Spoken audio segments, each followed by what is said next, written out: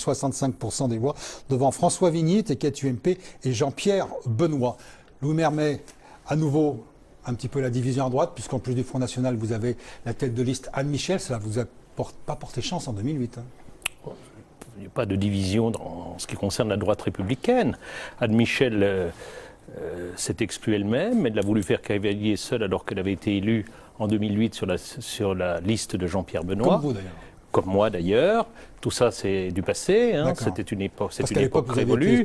Oui, il y avait eu, de François Vigny. Bien entendu, c'est ce qui s'est passé, puisque j'ai toujours été adhérent de l'UMP. Et je n'ai jamais été exclu de l'ISP, à la différence d'Anne Michel, qui a été exclue tout simplement parce qu'elle a voulu faire cavalier seule et ne pas respecter une discipline de groupe. J'observe simplement que depuis 2008, nous avons travaillé ensemble, UDI, UMP, au sein du conseil municipal, et qu'en Haute-Savoie, nous sommes en quelque sorte des précurseurs, puisque nous sommes les premiers à avoir annoncé une liste unie.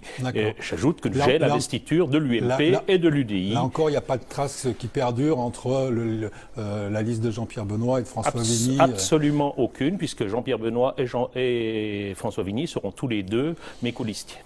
Christian Dupessé, à gauche, on fait bloc. C'est la condition sine qua non pour garder la mairie.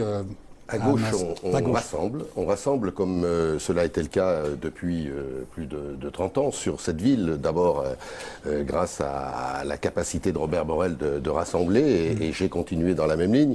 Certes, j'ai l'investiture du Parti Socialiste, mais l'ensemble de l'équipe que je conduis est une équipe de citoyens rassemblés sur des valeurs républicaines, sur des valeurs progressistes. Comment vous expliquez ce particularisme d'Annemasse d'Annemasse, alors, de ce bastion socialiste au milieu d'un département très très ancré à droite? Je crois que les Annemassiens jugent le travail qui est fait, jugent l'impact sur leur vie quotidienne, jugent l'évolution de leur ville.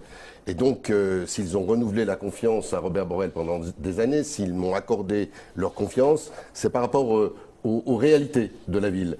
Et le jeu politicien ne les intéresse pas particulièrement. Je crois qu'aujourd'hui, il s'agit de rassembler toutes les volontés pour continuer dans cet état d'esprit qui est au service de tous et pas au service d'un clan. Oui, mais Annemasse est imprenable pour la droite? Pas du tout. On vous l'a dit tout à l'heure, j'ai écouté le précédent débat. En ce qui concerne Annemasse, c'est une ville qui est à gauche, non pas depuis 40 ans, mais depuis 36 ans, en tout cas en ce qui concerne la municipalité. Robert Borrell ne faisait pas, en ce qui le concerne, n'a pas toujours fait partie du Parti Socialiste. Il a même été un dissident du Parti Socialiste puisqu'il s'était présenté aux élections législatives contre Strauss-Kahn, il faut tout de même s'en souvenir. Robert Borrell avait réussi, en ce qui le concerne, à fédérer les Annemassiens. C'est absolument pas le cas de son successeur. À l'heure actuelle, les socialistes, la gauche est au pouvoir depuis plus de 30 ans à Annemasse et on sent une véritable volonté de changement. D'ailleurs, je veux simplement vous dire Je vous coupe d'Annemasse. Un petit rappel tout d'abord, nos comptes Twitter, @F3Alpes pour nous suivre. Et puis pour réagir, poser vos questions. Hashtag LVEL Alpes sont donc toujours avec nous. Christian Dupessé, le maire sortant socialiste et conseiller régional. Et puis Louis Mermet, conseiller municipal d'opposition et de la liste UMP-UDI. L'actualité en Haute-Savoie, et notamment à Annemasse, eh bien, ce sont les frontaliers et leur droit d'option sur leur couverture sociale. Marisol Touraine vient de rencontrer les associations. Est-ce que d'abord tout est réglé? Louis Mermet, vous en avez fait un axe de campagne de ce droit d'option. J'en ai fait un axe de campagne parce que les élus régionaux socialistes ont purement et simplement trahi les frontaliers. Je rappelle que Christian Dupessé est conseiller régional. Bien entendu, socialiste. Ils ont trahi les frontaliers, pourquoi? Parce qu'il était parfaitement possible de proroger le droit d'option. Il avait déjà été prorogé une fois. Un amendement a été introduit en ce sens à l'Assemblée nationale par les parlementaires de notre région. Je m'interromps un instant. Est-ce qu'on peut expliquer rapidement au grand public quel est l'enjeu de ce droit d'option? C'est-à-dire qu'il y a une meilleure couverture sociale pour les frontaliers? Non, pas du tout. Si vous voulez, l'enjeu de ce droit d'option, à l'heure actuelle, les frontaliers avaient 3 possibilités. La première consistait pour ceux qui commençaient à travailler à Genève à adhérer à ce qu'on appelle la LAMAL, qui est l'assurance maladie suisse. La seconde possibilité, c'est cotiser, s'affilier volontairement à la sécurité sociale, à la CMU. Et la troisième possibilité était de souscrire une assurance privée. La très grande majorité des frontaliers souscrivaient une assurance privée, tout simplement pour deux raisons. D'une part, parce que ça coûte moins cher. Et puis, pour une deuxième raison, c'est que ça permettait d'être soigné non seulement en France, mais également en Suisse, avec une couverture qui, quelquefois, est bien meilleure que celle de la sécurité sociale. Ce droit d'option devait se terminer en 2014, il avait déjà été prorogé une première fois en 2006, il était possible de le proroger à nouveau, un amendement a été introduit à ce sens par les parlementaires de notre région, il a été rejeté. Il était anticonstitutionnel, mais je reviens sur la Constitution. Parce qu'on ne va pas faire tout le débat non plus là-dessus. Vous n'êtes pas un constitutionnaliste, monsieur Dupessay, vous savez que pour que le Conseil constitutionnel se prononce, il ne peut pas s'autosaisir, il faut le saisir. Attendez, je termine. Il faut que les parlementaires le saisissent. Ça veut dire que si cet amendement avait été adopté par la majorité socialiste, personne n'aurait saisi le Conseil constitutionnel et ça n'aurait donc posé strictement aucun problème. J'aimerais bien revenir à la réalité du terrain, c'est-à-dire à ce que vivent les gens dans cette région. Je crois que être frontalier aujourd'hui, c'est une vraie spécificité. Les frontaliers sont une richesse économique de notre région. Et dans le même temps, nous avons la responsabilité d'assurer la cohésion sociale, c'est-à-dire de faire que chacun se sente équitablement représenté dans cette région.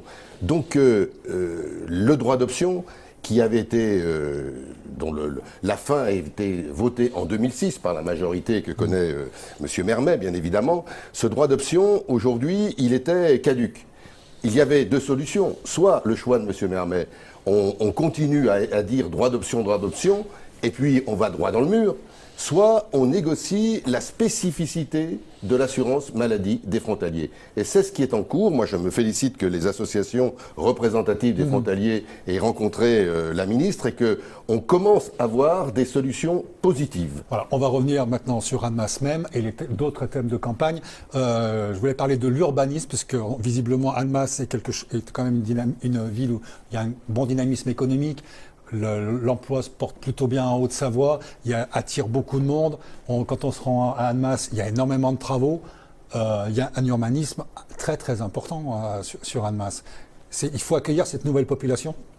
Je crois que Annemasse est en train de changer de dimension. Nous nous situons aujourd'hui véritablement... Faut-il construire autant que vous le faites en ce moment ? Alors d'abord, l'attractivité, elle ne se mesure pas. C'est-à-dire qu'on ne peut pas construire des murs autour d'une ville en disant on ne vous veut pas. Moi je préfère, et je fais référence au débat précédent, je préfère une ville qui gagne des habitants, qui est en dynamisme, qu'une ville qui en perd. Je crois qu'aujourd'hui il s'agit de maîtriser ce développement et c'est ce qu'on essaye de faire depuis longtemps.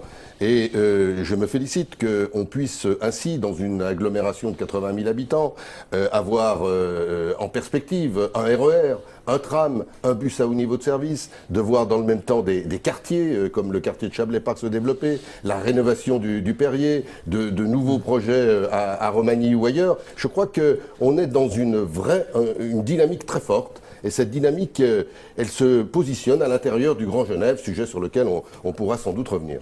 Le Mermet sur l'urbanisme. Vous critiquez un peu que notamment Chablais-Parc en disant qu'il y a une densification trop importante. Si vous voulez, il faut construire plus, c'est une nécessité dans notre région, tout simplement en raison de son essor démographique. Nous connaissons une augmentation de population qui est comprise entre 1,5 et 2% par an. Le PLH prévoit la construction de 250... Ce qui veut dire Ce qui prévoit la construction de 250 non, PLH, excusez-moi. Plan local de l'habitat, qui est un plan qui est adopté par l'agglomération. Prévoit la construction à Annemasse de 257 logements par année, soit jusqu'en 2018 de 1580 logements, et on s'aperçoit immédiatement que c'est insuffisant, puisque l'augmentation de la population est de l'ordre de 600 habitants par année. Donc il faut construire, mais pas n'importe comment. Or, à l'heure actuelle, si vous visitez Annemasse, vous apercevez que les constructions sont absolument anarchiques. Il n'y a aucune charte architecturale. On fait n'importe quoi, n'importe où. Je crois que vous n'avez pas vu Chablais-Parc. J'ai vu Chablais-Parc, je ne me pose pas la question de l'esthétique de Chablais-Parc. Je ne sais pas si les habitants sont heureux ou pas heureux d'y vivre, ce n'est pas le problème. Le problème, c'est que... Si, c'est un problème important. On les interrogera, puisqu'ils viennent d'aménager, donc on verra quel est leur sentiment à l'usage, si vous permettez. Mais on a construit ces blocs, tout cela est effectivement très dense, il n'y a quasiment pas d'espace vert, et donc il nous faut un urbanisme qui respire. Il faut mettre de l'humain dans l'urbain. Ce n'est pas en additionnant des blocs qui sont ailleurs, Donc du point de vue architectural, dans votre programme, vous totalement ferez des disparates. espaces verts Il faut multiplier le nombre d'espaces verts, d'ailleurs parce que c'est très bon pour la santé, une étude vient de le montrer, les gens qui vivent à proximité d'espaces verts vivent beaucoup mieux que ceux qui vivent dans des ensembles où il n'y a pas d'espace vert. Donc il faut effectivement multiplier le nombre d'espaces verts au centre-ville, c'est une demande de l'ensemble des habitants. Il faut également régler les problèmes de circulation parce qu'on construit à Chablais-Parc 300 ou 400 logements avec des rues qui ne peuvent pas recevoir autant de circulation. Donc il faut repenser totalement l'urbanisme avec des méthodes absolument différentes, notamment en reconvertissant des zones qui à l'heure actuelle sont des zones pavillonnaires très anciennes. Vous voulez construire dans les zones pavillonnaires? Pas toutes les zones pavillonnaires, certaines zones pavillonnaires. Vous savez que peu à peu, vous l'avez d'ailleurs fait. Vous l'avez fait notamment route de Bonneville, très récemment. Et donc, ne venez pas me reprocher de vouloir construire dans des zones pavillonnaires, puisque c'est ce que vous faites. Je voudrais donner la parole à Christian Dupessé. 30 secondes la parole, si c'était possible. Je vous en remercie. Louis Mermet est avocat. Donc voilà, Louis Mermet se croit quelquefois à la barre, mais c'est tout à fait respectueux. C'est tout à fait respectueux. Ce que je veux dire, qui est fondamental, et peut-être d'ailleurs que là on peut se retrouver, c'est que la qualité de vie fait partie des choix d'urbanisme. Et aujourd'hui, je suis très fier, l'équipe que je conduis est très fière par exemple, de ce quartier de Chablais-Parc qui amène beaucoup de monde, qui va se situer au cœur des transports en commun, donc plus de transports en commun, un peu moins de voitures. Et puis, je suis aussi très heureux de pouvoir annoncer que nous avons comme projet immédiat, par exemple, dans rue du Faucigny, la capacité de faire un espace vert en plein cœur de ville. Nous allons le faire et vous serez conviés au conseil municipal, je l'espère, pour voter à mes côtés. Comme nous allons pouvoir garantir des parcs urbains au brouhaha, un espace vert sur les 3 places. C'est-à-dire que cette qualité de vie n'empêche pas la densification, au contraire. Il s'agit de vivre mieux dans la ville, dans une ville où chacun doit trouver sa place, parce qu'il y a un point important, c'est quel type de logement on construit. Et je suis pour qu'on continue de construire du logement aidé, comme on le fait à hauteur de 25 et 26%. L'heure avance, et je voulais revenir sur un autre thème de campagne, on parlait d'image de la ville d'Annemasse, et là, ça a été quand même récemment écorné par des propos de vos voisins suisses, justement, où le terme de racaille d'Annemasse, ça fait très très mal. Aujourd'hui, comment est-ce qu'on peut améliorer cette image? Est-ce que c'est un souci pour vous? Et qu'est-ce qu'on peut faire, Christian Dupessé? Alors, je crois que cet incident grave était en 2009. Il y a du trafic de drogue, je crois il y a des ZSP qu'il y a, comme dans toute zone urbaine, quelques soucis, mais il y a une vraie spécificité qui est la position frontière. Et si j'ai pu obtenir, avec tous les efforts d'ailleurs de tous les élus locaux, si j'ai pu obtenir la zone de sécurité prioritaire, c'est pas par rapport au chiffre de la délinquance à Annemasse, c'est par rapport à la situation de la frontière, c'est-à-dire la capacité de lutter contre les réseaux, contre les grands réseaux de trafic humain, de trafic de stupéfiants, etc. Et je suis aujourd'hui très, très heureux de voir qu'on fait des pas. Il y a par exemple la création de cette première brigade franco-suisse de sécurité qui est tout à fait importante. Et cette ZSP, elle a aujourd'hui des résultats. Le chiffre fort, c'est moins 40% de cambriolage sur la zone ZSP en un an. C'est-à-dire que ça marche. Quand tout le monde se met autour de la table, pour la sécurité, ça marche. Il vaut mieux le faire. La sécurité est assurée. Louis Mermet, pas Alain Mermet. Louis Mermet. Excusez-moi. Non, Louis Mermet. Non, la ZSP, c'est effectivement le signe de l'échec de la politique qui a été conduite pendant ces 30 dernières années à Annemasse.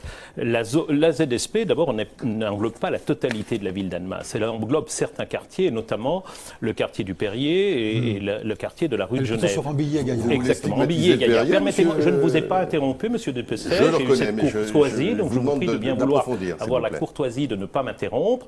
Le Perrier était devenu une zone qui était totalement gangrénée par le trafic de stupéfiants. On n'a rien fait pendant des années, on a nié Qu'est-ce que vous feriez? Alors, écoutez, ce que je vais faire, je l'ai annoncé, c'est très simple, je l'ai d'ailleurs annoncé aux habitants du Perrier. Nous allons d'une part renforcer les effectifs de la police municipale, d'autre part généraliser la vidéoprotection à Annemasse, de telle sorte que véritablement, il y a de la sécurité partout et pas seulement dans les zones en ZSP. On arrive à la fin. Vous augmentez les impôts locaux? Les impôts locaux n'ont jamais augmenté, ils ont augmenté une fois, la première année dans ces éléments. Les impôts. Je n'augmenterai pas les impôts locaux. Messieurs, je vous remercie, c'est la fin de l'émission. On termine avec un petit rappel des émissions.